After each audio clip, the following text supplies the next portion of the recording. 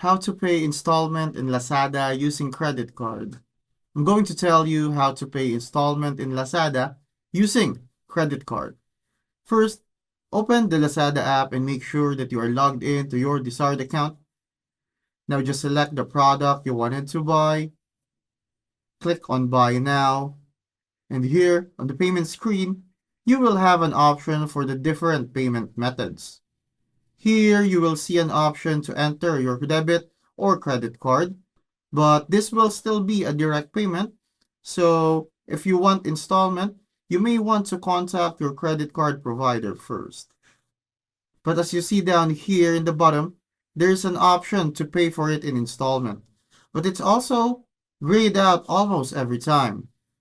The reason also changes depending on the item, so I guess the installment payment option in Lazada for now depends on the product that you're trying to purchase.